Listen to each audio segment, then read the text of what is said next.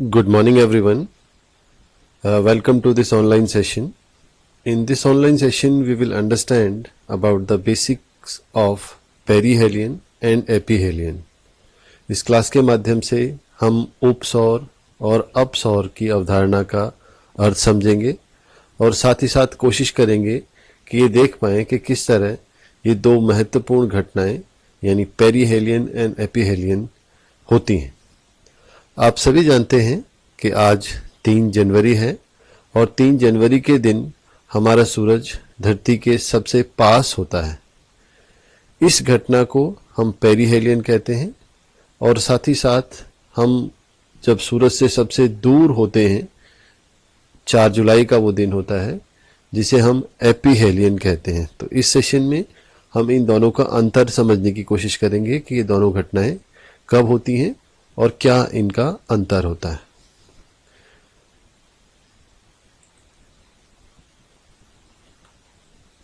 जैसा कि आप सभी जानते हैं कि सूरज जो है वो अल्टीमेट सोर्स ऑफ एनर्जी है ऑन अर्थ सरफेस और सन बड़ी मात्रा में ऊर्जा देता है.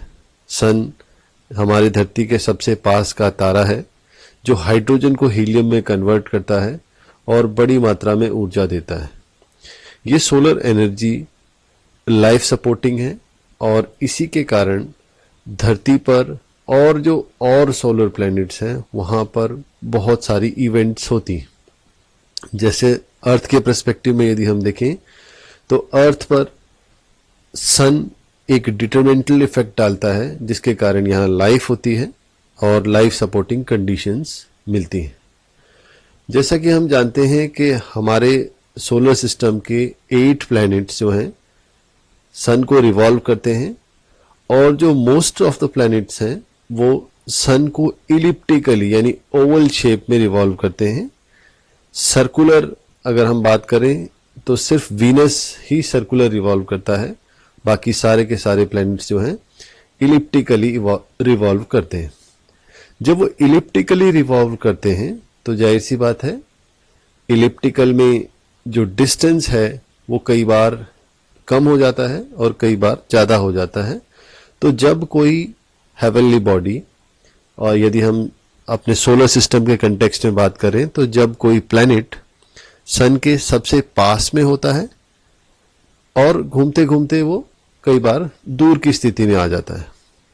यदि हम अर्थ और सन की बात करें, जैसा मैंने बताया कि अर्थ के पर्सपेक्टिव में सन बहुत इंपॉर्टेंट है क्योंकि सन के कारण ही अर्थ पे सारी की सारी लाइफ सपोर्टिंग कंडीशंस मिलती हैं. इसी के कारण यहाँ पर वेदर एंड क्लाइमेटिक कंडीशंस जो हैं वो प्रिवेल करती हैं. यदि हम देखें तो अर्थ और सन का जो एवरेज डिस्टेंस है वो एक नोन यूनिट है, हमें उसका पता है कितना डिस्टेंस है. यदि हम सन और अर्थ की एवरेज डिस्टेंस की बात करें तो 14.9 करोड़ किलोमीटर्स है. ये नोन डिस्टेंस जिसको हम AU यानी एस्ट्रोनॉमिकल यूनिट भी कहते हैं, ये दूसरी हेवनली बॉडीज के रेफरेंस में डिस्टेंस नापने के काम में लाई जाती है. अब जहां मैंने बताया कि हमारे ज्यादातर जो सोलर सिस्टम के प्लैनेट्स हैं वो इलिप्टिकल मैनर में सन को रिवॉल्व कर रहे हैं, तो अर्थ भी इलिप्टिकली ही रिवॉल्व कर रही है सन को. इसी के कंटेक्स्ट में यहां हम बचपन से ही एक शब्द सुनते आए हैं पेरीहेलियन और इसी तरह का दूसरा वर्ड था एपीहेलियन. जो वर्ड पेरीहेलियन है वो इंडिकेट करता है उस कंडीशन को जब सन और अर्थ के बीच में शॉर्टेस्ट डिस्टेंस होता है. वहीं एपीहेलियन उस कंडीशन को सिग्निफाइज करता है जब सन और अर्थ के बीच में लार्जेस्ट डिस्टेंस है, यानी सन और अर्थ फारदेस्ट होते हैं एक दूसरे के कंटेक्स्ट में.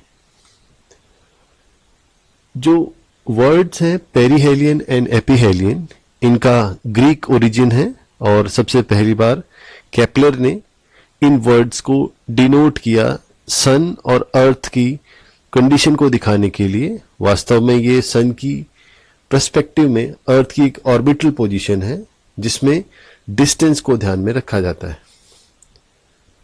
अगर हम इनके वर्ड्स को देखें और इनका मीनिंग देखें तो पेरीहेलियन जो है नियर को दिखाता है, एपी दूर को दिखाता है, और जो हेलियन वर्ड लगा है पेरीहेलियन एंड एपीहेलियन, इस हेलियन का मतलब होता है सन।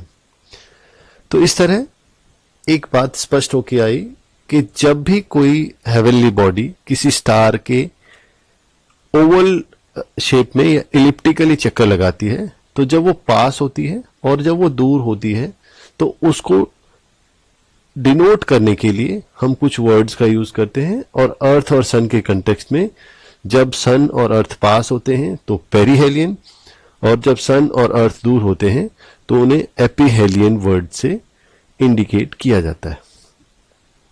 तो बिल्कुल कंसेप्चुअली क्लियर होना चाहिए कि एपीहेलियन और पेरीहेलियन की पोजीशन इसलिए ओरिजिनेट होती है क्योंकि हम यानी अर्थ सन को इलिप्टिकली चक्कर लगा रही है। आगे देखें कि जो सन और अर्थ जब हम इलिप्टिकली की बात करें, इलिप्टिकली चक्कर लगा रहे हैं, तो जाहिर सी बात है सन और अर्थ का डिस्टेंस कई बार मिनिमम होगा, जिसको हम पेरीहेलियन कहते हैं। पेरीहेलियन के समय सन और अर्थ का जो डिस्टेंस होता है वो सबसे कम होता है, वो डिस्टेंस होता है 14.7 करोड़ किलोमीटर। वहीं एपीहेलियन के दिन ये डिस्टेंस बढ़ के 15.2 करोड़ किलोमीटर हो जाता है। लेकिन एक बात नोट करने की है कि अर्थ और सन का जो एवरेज डिस्टेंस है वो 14.9 करोड़ किलोमीटर है, जो अभी मैंने पीछे बताया कि that is equal to astronomical unit. तो आगे देखिए आपकी स्लाइड में सन के रेफरेंस में अर्थ की पोजीशन दिखाई गई है कि किस तरह सन वेस्ट टू ईस्ट घूमते हुए पूरे सन को कवर करता है, पूरे चक्कर लगाता है, और हर मंथ में जनवरी में, फेब में और इसी तरह दिसंबर तक क्या पोजीशन रहती है। तो अभी जब हम बात कर रहे हैं 3 जनवरी के दिन, तो हमारी अर्थ के पर्सपेक्टिव में जो पोजीशन है वो आप देख सकते हैं, हम सबसे पास में हैं। वहीं जब हम एपीहेलियन की बात करते हैं, जो 4 जुलाई का दिन होता है, जब हम सन से सबसे ज्यादा दूर होते हैं। तो इसलिए पेरीहेलियन एंड एपीहेलियन दोनों ही वो कंडीशंस हैं जब सन के रेफरेंस में अर्थ अपने ऑर्बिटल पे या तो पास होती है या दूर होती है। पेरीहेलियन इसके पास वाले डिस्टेंस को डिफाइड करता है, वहीं जो जुलाई का दिन है 4 जुलाई, उस दिन हम सबसे दूर होते हैं, जिसको हम एपीहेलियन वर्ड से डिनोट करते हैं।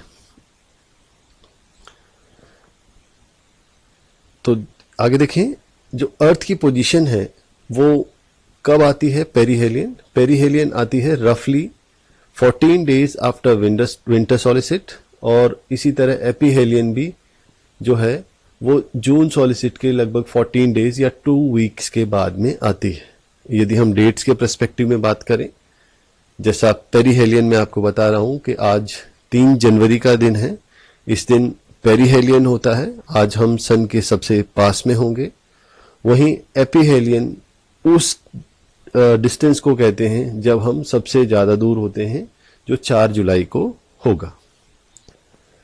यहां ज्योग्राफी के स्टूडेंट होने के नाते, being a student of geography, we must understand that these dates are tentative dates and these dates may change in long run due to precession factor of Earth's, जो हम जानते हैं, जिसको हम मिलानकोविच साइकिल कहते हैं।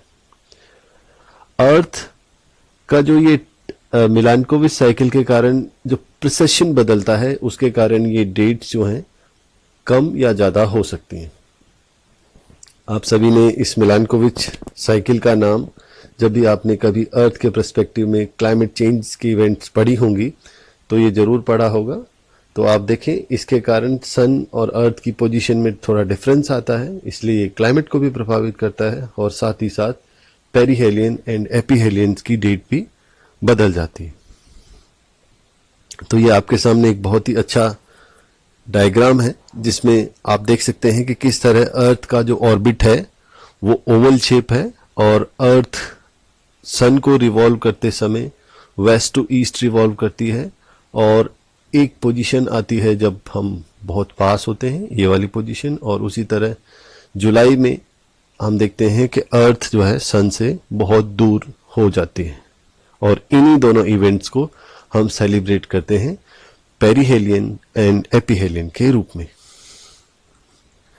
ये एक और आपके सामने डायग्राम है जिसमें डिस्टेंस दिखाया गया है कि किस प्रकार सन का जो डिस्टेंस है अर्थ से पेरिहेलियन में और एपिहेलियन में बदल जाता है। आप देखें, जब पेरिहेलियन की पोजीशन आती है तो डिस्टेंस है 14.7 मिलियन किलोमीटर, वहीं जब एपिहेलियन है तो वो डिस्टेंस हो जाता है 15.2 मिलियन किलोमीटर्स। तो ये ओवल शेप के कारण ही अर्थ और सन की पोजीशंस डिफर हो जाती हैं, जो हम पेरिहेलियन एपिहेलियन के रूप में देखते हैं। यहां एक और बड़ी इंटरेस्टिंग बात है जो आप सभी को पता होनी चाहिए। जब हम अर्थ की फारदेस्ट और नियरेस्ट पोजीशन को लीनियर वे में देखते हैं और सन से उसको एक लाइन के रूप में कनेक्ट करते हैं, तो उसको हम लाइन ऑफ एपिसाइड्स कहते हैं। It is the imaginary line connecting two extreme positions of Earth, जिसको हम पेरिहेलियन और एपिहेलियन कहते हैं, while passing through the center of Earth। तो आप देखें इसको, आप पोजीशन देखें, ये बिल्कुल बिल्कुल लीनियर पोजीशन है। यहाँ पर 3 जनवरी का दिन है जब सन अर्थ के बिल्कुल पास है, वहीं यहाँ 4 जुलाई का दिन है जब हम बिल्कुल दूर हैं, और ये एक लाइन है, लाइन ऑफ एपिसाइड, जो बिल्कुल कनेक्ट करती है, सन के सेंटर से पास करती है और अर्थ की इन दोनों पोजीशंस को लीनियर वे में कनेक्ट करती है। इसको लाइन ऑफ एपिसाइड्स कहते हैं। आप देख सकते हैं और भी पोजीशंस दिखाई गई हैं अर्थ के ऑर्बिटल पे। अभी कुछ दिन पहले सन दिसंबर सोलिसिट में था, यानी 21 दिसंबर का दिन था। वहीं कुछ दिनों बाद इक्विनॉक्स की कंडीशन आएगी जब दिन और रात बराबर होंगे। इसी तरह जून सोलिसिट, फिर जुलाई का एपिहेलियन, और इसी तरह फिर इक्विनॉक्स। तो ये कंडीशंस हैं जब अर्थ अपने ऑर्बिटल पे घूमता हुआ सन के साथ बहुत सारी कंडीशंस बनाता है। और आज 3 जनवरी को अर्थ और सन का जो डिस्टेंस है वो 14.7 करोड़ किलोमीटर है, जिसको हम पेरिहेलियन के नाम से जानते हैं। अब प्रश्न ये उठता है कि ये क्या सिग्निफाइज करता है, इसका इंपॉर्टेंस क्या है, पेरिहेलियन और एपिहेलियन की पोजीशन किस तरह हमारे लिए बहुत इंपॉर्टेंट है। तो आप देखें कि हम सभी जानते हैं कि अर्थ पर वेदर और क्लाइमेटिक इवेंट्स जो हैं सन की अमाउंट और उसकी पोजीशन पे निर्भर करती हैं। तो सन की पोजीशन बहुत इंपॉर्टेंट है अर्थ के रेफरेंस में। जो पेरिहेलियन होता है that marks the peak of winter in northern hemisphere and while peak of summer in southern hemisphere. तो ये दोनों ही पोजीशंस जो हैं वो वेदर इवेंट को प्रभावित करती हैं, सीजन को प्रभावित करती हैं। वहीं एक बात और भी इंपॉर्टेंट है कि अर्थ पर जो सीजनल इवेंट्स होती हैं that is not related to the distance between sun and earth, but it is due to the inclination of earth with reference to sun. जब हम सीजन्स की बात करते हैं तो हमारे अर्थ पे जो सीजन्स मिलते हैं वो सन और अर्थ के डिस्टेंस से नहीं बल्कि उसके इंक्लिनेशन पे निर्भर करते हैं कि हमारा धरती किस तरफ झुकाव है। इसी तरह पेरिहेलियन और एपिहेलियन की जो इवेंट्स हैं वो एक और महत्वपूर्ण चीज को प्रभावित करती हैं, वो होती है इंसोलेशन की अमाउंट। हम जानते हैं कि जब हम सूरज के पास होते हैं पेरिहेलियन की कंडीशन होती है, और जब हम दूर होते हैं तो एपिहेलियन की कंडीशंस होती है। तो इन दोनों ही कंडीशंस में जो इंसोलेशन की अमाउंट है वो 7% तक वेरी करती है इन दोनों ही एक्सट्रीम पोजीशन में। अब आप देख सकते हैं आपके सामने डायग्राम में दिखाया गया है कि किस तरह जो 3 जनवरी का सूरज है वो धरती से थोड़ा सा बड़ा नजर आता है, और वहीं जो 4 जुलाई जब हम फारदेस्ट डिस्टेंस में हैं तो उसका साइज थोड़ा सा श्रिंक हो जाता है, लगभग 3% का वेरिएशन आता है। इन 3% के कारण जो एनर्जी फ्लो है वो भी बदलता है। इस तरह पेरीहेलियन एंड एपीहेलियन दोनों ही कंडीशंस जो हैं अर्थ के लिए बहुत ही इंपॉर्टेंट है, लैंडमार्क इवेंट्स हैं। तो इस तरह आज के इस सेशन में इतना ही। आशा करता हूं कि आप सभी को पेरीहेलियन और एपीहेलियन की होने के कॉजेज और इसकी जो कंसेप्चुअल अंडरस्टैंडिंग है वो हो पाई। आपके कोई सुझाव हो, आपके कोई प्रश्न हो तो आप इस ईमेल आईडी के माध्यम से मेरे से जुड़ सकते हैं। Thank you.